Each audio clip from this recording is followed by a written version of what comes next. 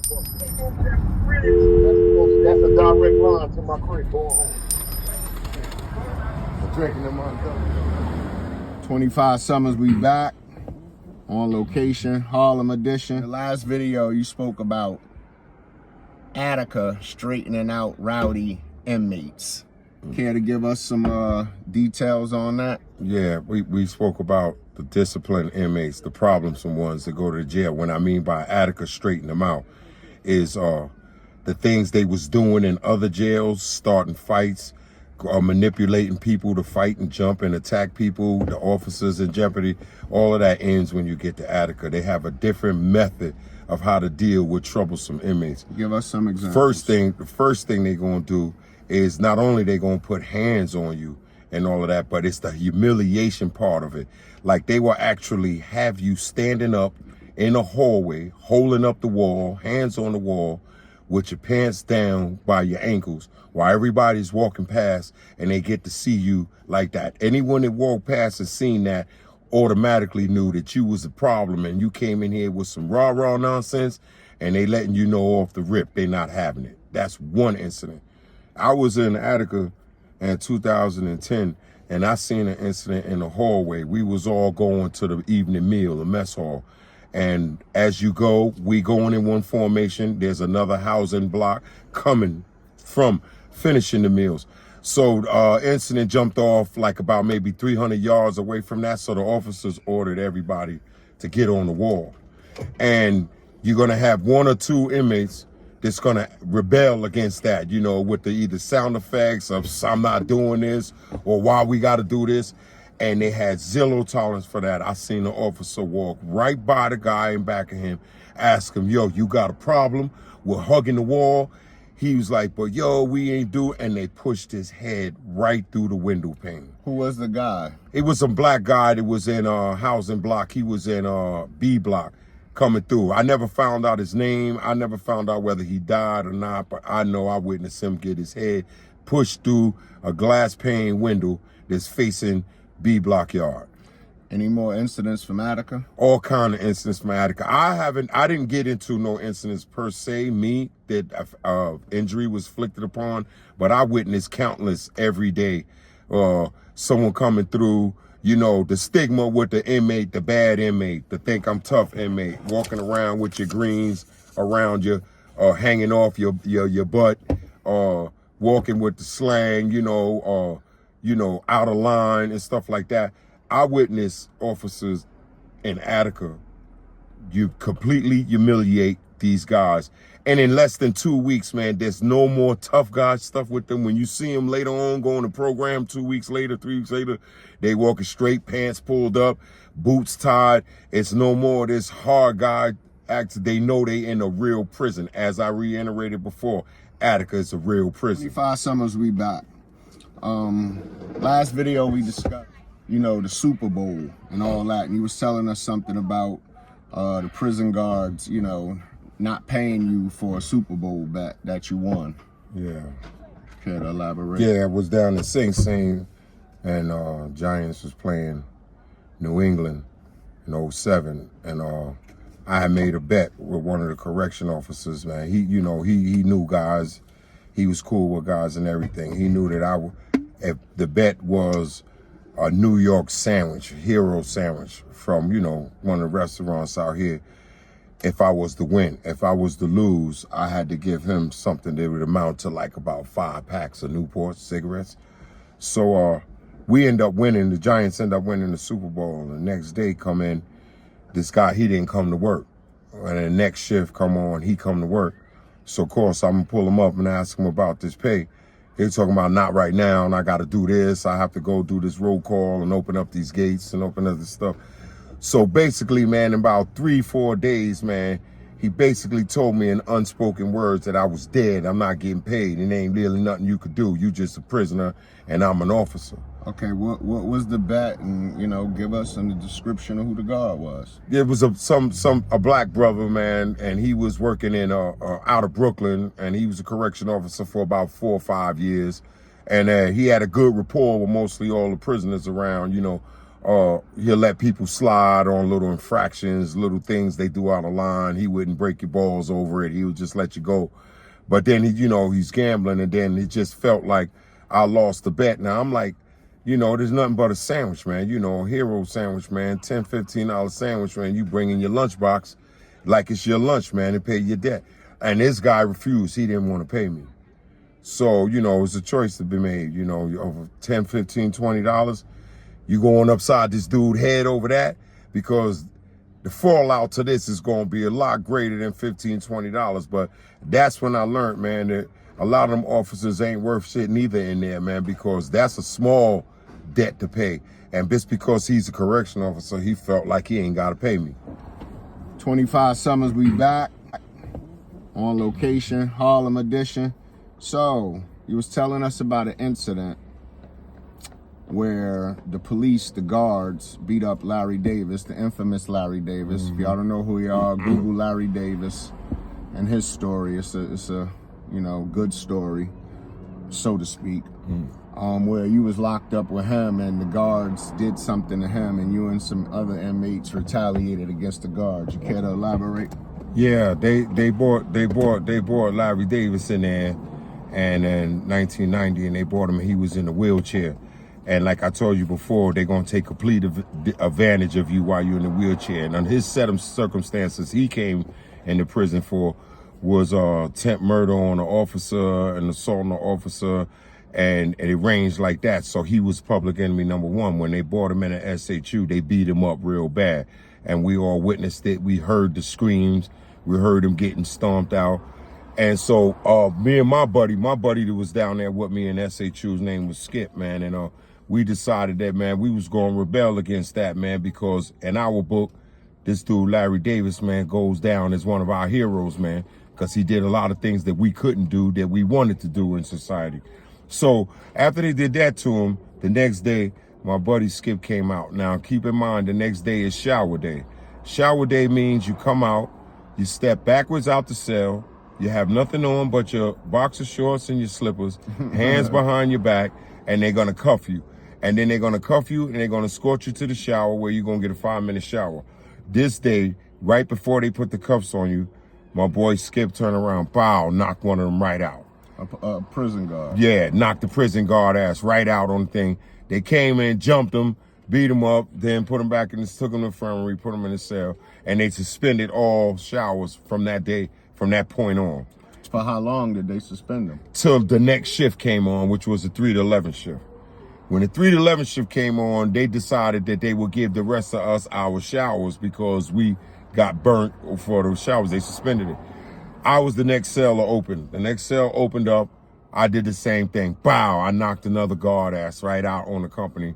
Got beat up, dragged to the infirmary, because and then they brought me back to the cell. And these Uncle Tom brothers that's in there said that me and Skip were helping somebody, man, that made a move against the police, man. So they tried to discredit our ability and all of that. But those wasn't the real dudes. This dude, Larry Davis, was a real dude. He deserved that. Okay, so go back a little bit. You knocked the guard out. He's laying knocked out. What happens from that point? Okay, I knocked him out, and I jumped on him and got some more blows in because I know they coming. So then who called the other officers to back up if y'all were in lockup? Okay, so we on a company, a gallery with SHU, where there's 6 prisoners in 6 cells on a company that's monitored by up front. 6 cells with 6 prisoners. Right, and 1 prisoner in each cell. So they monitoring the activity, especially showers, because that's inmate movement. And once they see me hit him, they automatically ran to the aid of the officer. So they can't. So you were already in lockup. So already. What do they do to you now? Give you extended time? Yeah, you get another misbehavior report, and you got to go in front of a captain with another tier 3 infraction, and you probably get more SHU time, if not a new sentence, a new charge, an outside charge. For assaulting a prison officer. For assaulting a prison officer. Who going to PC? Yeah, but if they get in the Robert Brooks case, yeah, that's crazy. So they were saying even before the guy Robert Brooks' death, employees at the medium security prison have been accused of abusing incarcerated people raising concerns about a culture among guards in which a group, beating of inmates could be carried out with apparent, sense of normalcy. So they just saying it's normal. You know what I'm saying? They're saying it's also a culture amongst guards, to beat on inmates in locations without cameras, such as between the gates and vans and in showers. And that reflect on something I said, and you went and researched and got some facts on that. You see how that is, and now we can't get sued for plagiarism or quoting unquoted facts. And this is from the Associated Press, AP.com. A guard told a new inmate at that prison that this was a hands-on facility. We're going to put hands on you if we don't like what you're doing, according to the report. Hands-on, right. So they're assaulting people, like you said, where there's no camera. So they're coming in the showers, beating up inmates. Hey, the cases of getting beat in the shower while you naked happens too, and that happens because an inmate will refuse to leave the shower because he feel the water cut off too early on him. So he still had soap and didn't get a chance to really rinse off real good. So they'll come in and beat you. No, they'll tell you need to leave out of here. And then if you put up a resistance like, yo, go get the sergeant or whatever, from that point on, they're going in there to get you.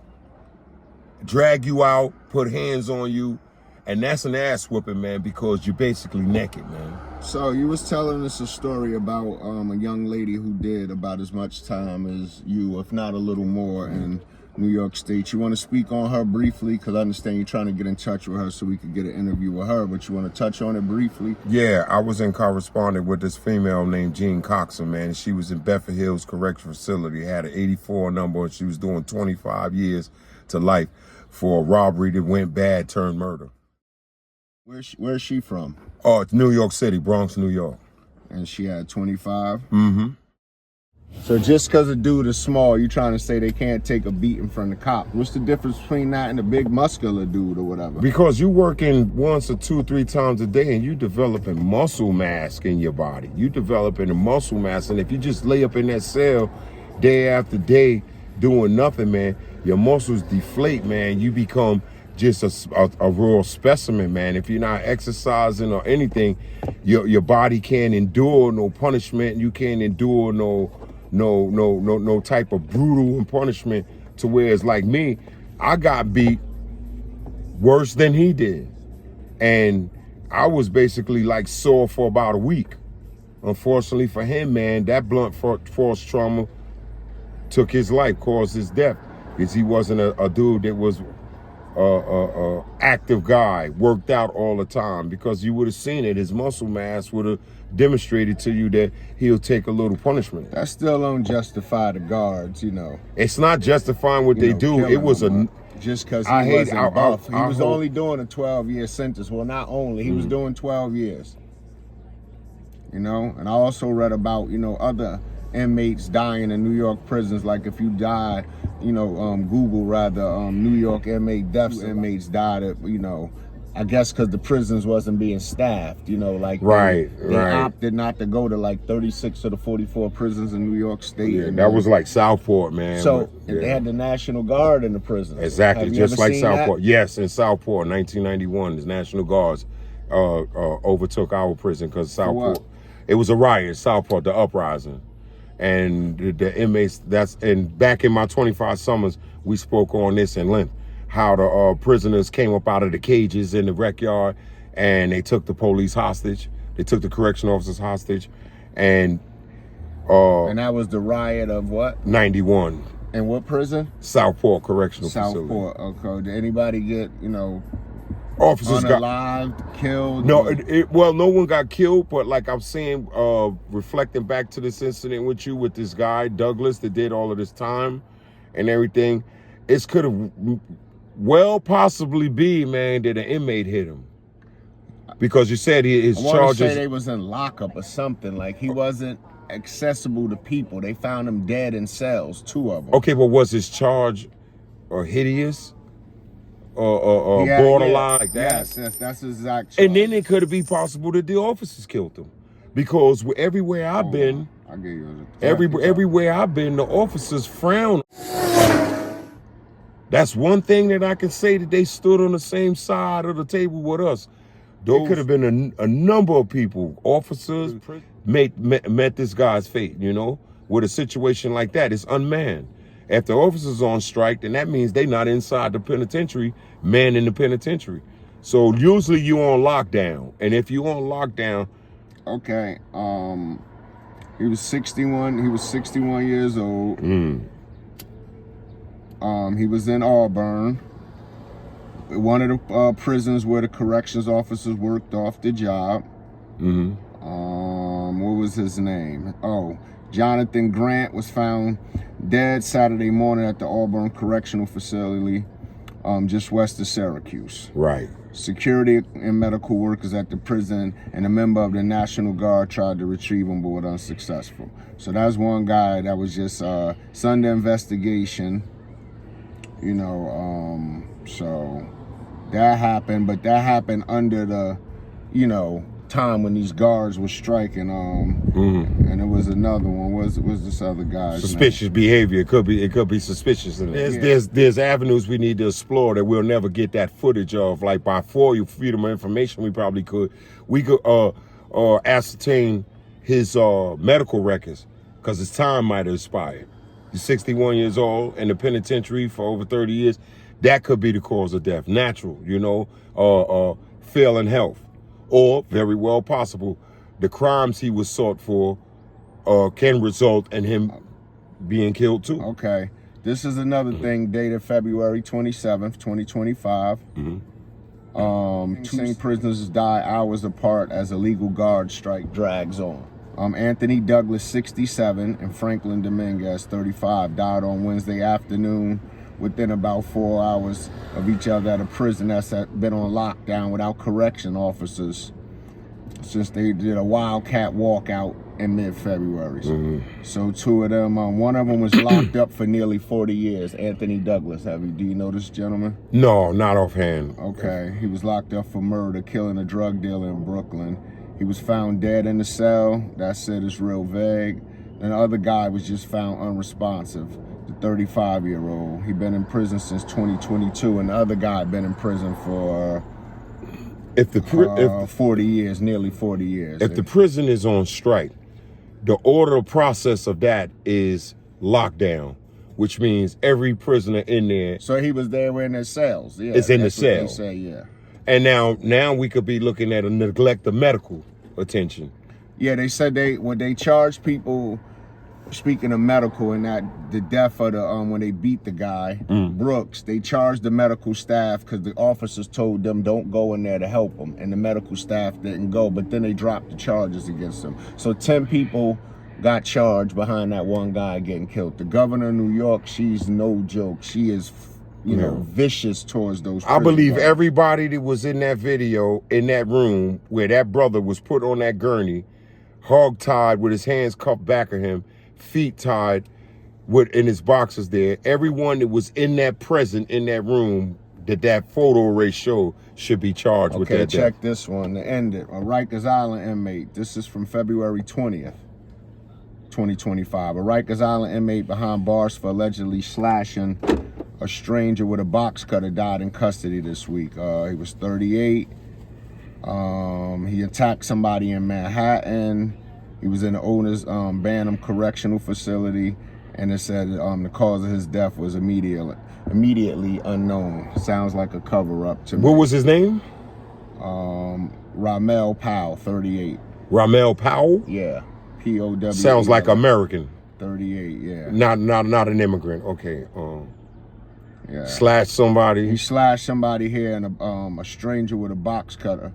He in prison or on the street. Would landed him in street. prison? That's okay. what landed him. He slashed somebody on the streets, and they found him dead. So this is more suspicious. Common. Suspicious. Just in New York, you know, doing the Google about New York, not even looking up other states. I was surprised. Like I was like, yo, we got to dig, you know, deeper into this. You know, 25 Summers. Payphone era, we back. 25 Summers, live from Harlem edition. Back with Big C. So, we're going to go back to one of the things from another story when they're talking about the guard getting poisoned. So, I understand when the guard got poisoned, y'all reached out to the NAACP, for help.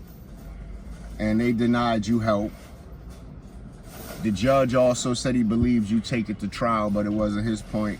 And the guards believe you. So can you elaborate on that? What happened with the guard poisoning? When I was arraigned for allegedly poisoning a guard, I was at Cape Vincent Correctional Facility in 96. Immediately I was transported to what they call Jefferson County, which was the holding pen for new inmates coming into the system there. When I went in there, they read the formal charges to me. I had a court-appointed lawyer. They read the charges to me and asked me how to plead. While they was going down the list of charges and everything, then I knew deep down I didn't do this shit. So I had something just came over me, man, and I just started going blabbing off in the rant with the judge.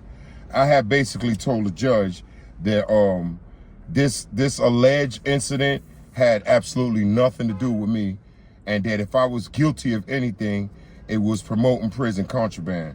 Because I was the one that came to the facility with the marijuana and started moving it, distributing it throughout the facility and making moves and money, the stamps, the money, the cigarettes, you name it. And when I admitted this guilt to the judge, the district attorney asked me to stop talking in the courtroom. The judge overruled her and told her he wanted to hear what I had to say. When I finished going on a rant about how this could be a miscarriage of law, because I'm not guilty of poisoning anyone. That's some espionage shit. I have absolutely nothing to do with that. But I was guilty for promoting prison contraband, moving marijuana throughout the facility. So at the conclusion of that, the judge told me he believed that I didn't do this. But it's not his place to form a guilty plea or innocent plea. In this case here, there's a process you have to follow, and that's a jury by your peers or jury by the magistrate, which is himself. So if you was doing all the other things, how did you get blamed for the guard? How did they come to you out of all the inmates? Was you okay, let me point a picture to you. They put us in a dormitory. They put me in a dormitory with like 50 inmates. And in this dormitory, keep in mind, the jurisdiction of this prison is roughly 450 miles away from New York City. So all the brothers that's 90% from the New York City area here are basically living miserable. There's no drugs, there's no nothing for them, there's no anything. It's prison. What should be for them? Shouldn't be in the streets, it's prison. But other jails, things are in a more variety in other jails. Okay. This has happened to be the furthest jail away from New York City. So it's limited on people getting visits. And to get the contraband, you must get a visit. And when I had marijuana. I had a lot of things that I was distributing, all of that. And there was a situation that went on in the dorm. There was an officer, a lieutenant woman, and a correction officer guy in my dormitory. And they had an affair that lasted roughly maybe a year or two. The officer Graves, he broke it off with her, and later on, it was told that she tried to commit suicide. So when Go ahead. So how did you get blamed? Okay, now being in the dorm and selling marijuana and having things in abundance created a lot of animosity and enemy amongst the other prisoners that was in there with me. Whenever they seen a chance to seize the moment to get back at me, because there was nothing they can do, either purchase it or don't purchase it, because there wasn't no taking nothing, there was no extorting or anything like that with me. I believe that the female officer may have, flirted with one of the porters in the dorm, ex-Dauphine guys, man, been in prison for 10, 12 years, no visit, no packages, no nothing. Hardcore Dauphine guys. And may have flirted with him a little bit, and it was like, she want to get back at this officer. So they took a chance, seized the opportunity, and poured floor stripper into his coffee drink.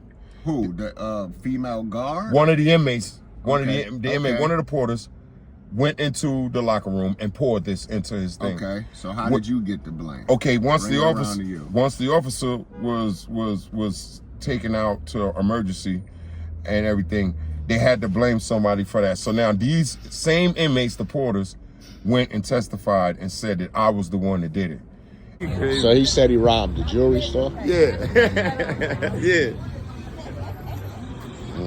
That's crazy.